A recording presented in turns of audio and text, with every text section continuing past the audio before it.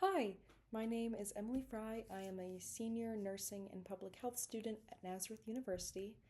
Um, Recently, I took an online class for my health education methods class. It was called RX for Change Smoking Cessation, and we learned how to give a smoking cessation class. Um, so, within the last few weeks, I was working on my own smoking cessation class called Save Your Lungs. Um, this is a review of how that class went. Um, I ended up only teaching one person, a 26-year-old male who had been smoking inconsistently, starting at around age 16, and then started smoking more consistently upon moving out of their parents' home at the age of 18. Um, so for this class, I chose the trans-theoretical model, or the stages of change, which includes pre-contemplation, contemplation, preparation, action, and maintenance. Um, I chose this model for a few reasons, but mostly because behavior change is a process that needs to account for readiness to change. Um, I found a family friend of mine that had been mentioning wanting to quit kind of for a long time. So we had already established the first two stages of pre contemplation and contemplation. So we're kind of hitting the ground running there. Um, my objectives for this class were to prepare for action, um, kind of to decide the more foundational reasons of wanting to quit, discussing and brainstorming a date to quit, what the maintenance would look like, what coping skills would look like, and kind of just prepare for the next stage.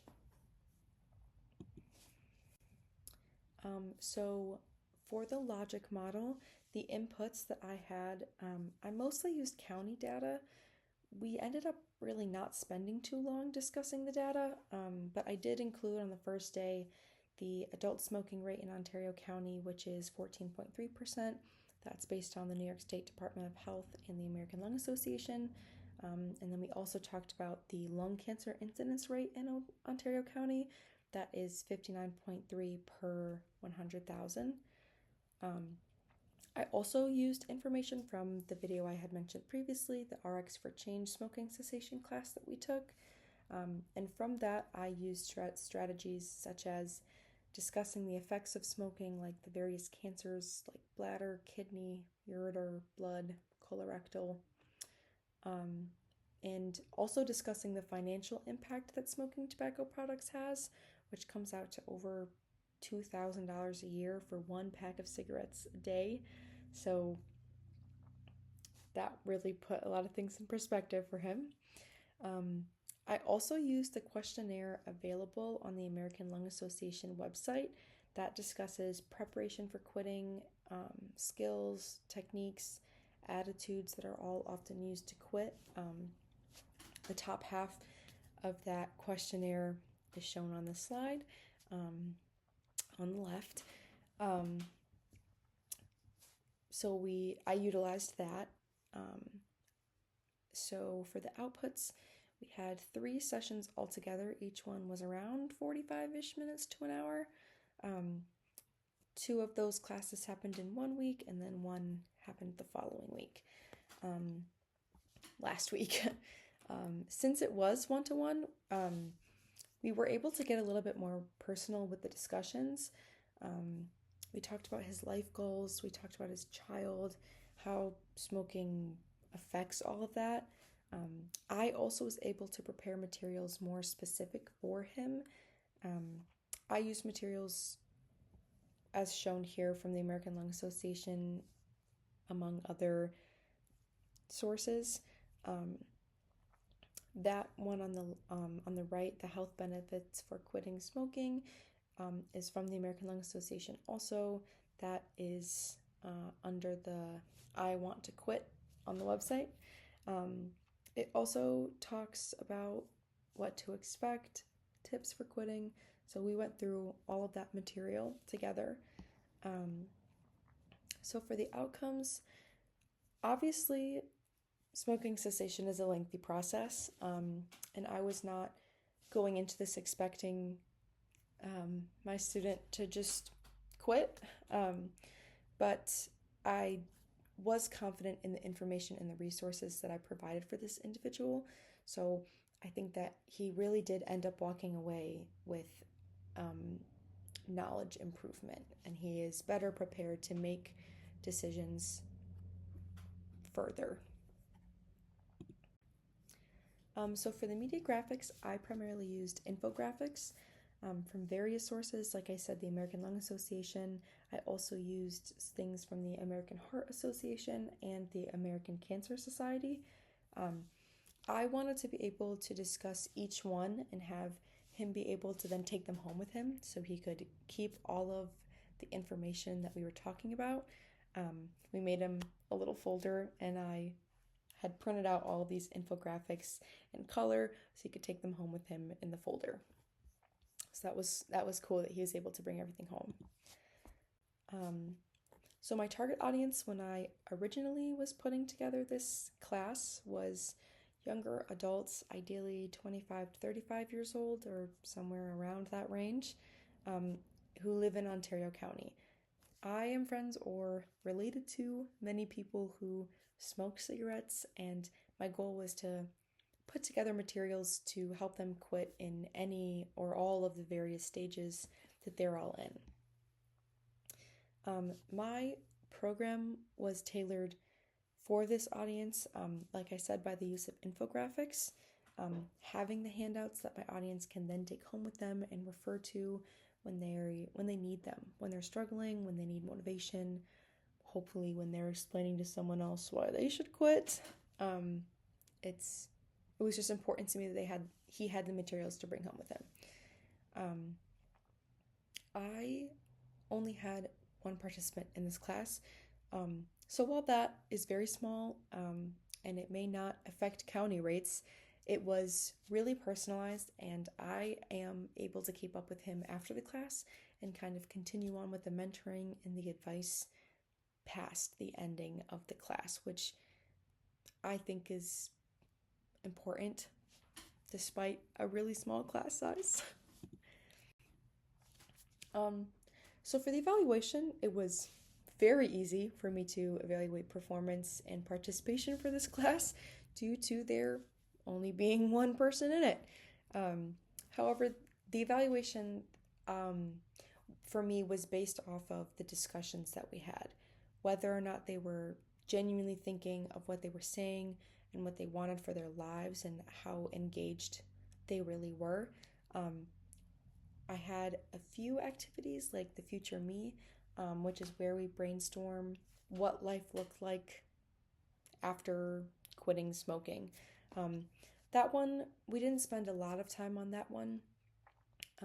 He really was focusing on wanting to be better for his child and the goals that he had for his life, but our discussions about it, I think, were very meaningful, and he was very engaged in them.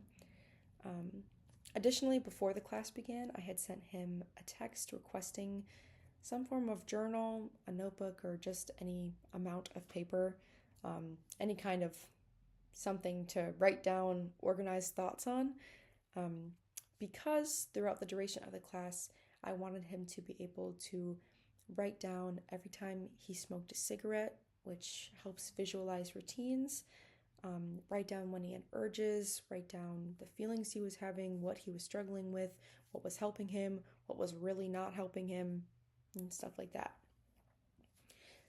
One final strategy I used, which I was really excited about, was Family Day. I invited my student to bring someone that is and will continue to be a support during this. He ended up bringing his girlfriend, who does not smoke or use any tobacco or nicotine, and 3 of us were able to just sit down and talk about what everything might look like, expectations to have, helpful strategies when he's struggling, kind reminders to keep him going. It was very specific to him, and he was able to communicate with her before the action really happened, and they sat down and together they made a plan. And I think that will be very helpful in the coming months.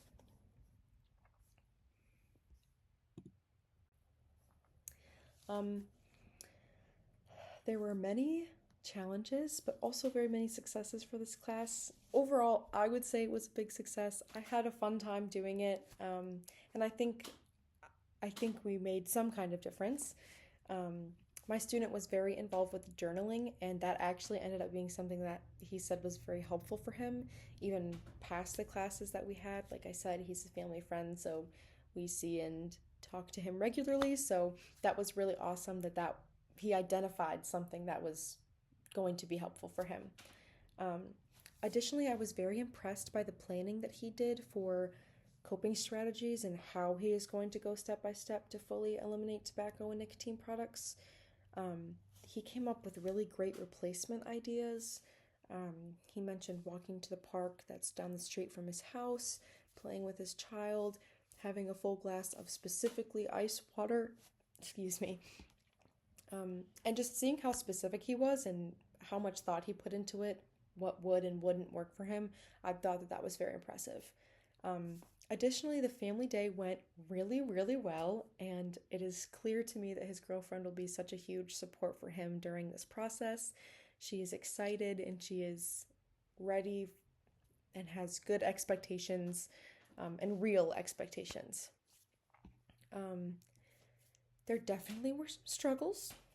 I was originally planning on doing a class with at least 3 participants, but the people I was planning on having had some prior commitments and couldn't always make the timing work. So eventually I talked with this family friend about participating, and he mentioned he was already thinking about quitting, so it did end up working out.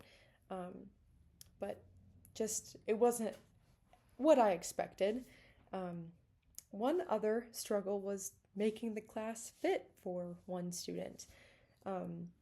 It was a lot more personal, and he was able to be quite vulnerable, which was really great. But changing the class I had originally prepared to be a better fit for one person was a little difficult, and I had to scrap some ideas and I had to put in some new ideas to make it a little bit better of a fit for a one-person class. Finally, future improvements. Ideally, I would love to have a bigger class size. This was a great start, and even one person makes a difference, but hopefully in the future I could get some more people.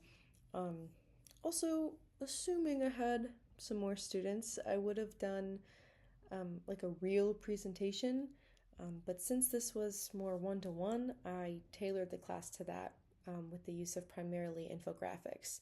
It's kind of weird to stand in front of one person with a presentation, so I made it a little bit more personal, which I think worked better for having one student.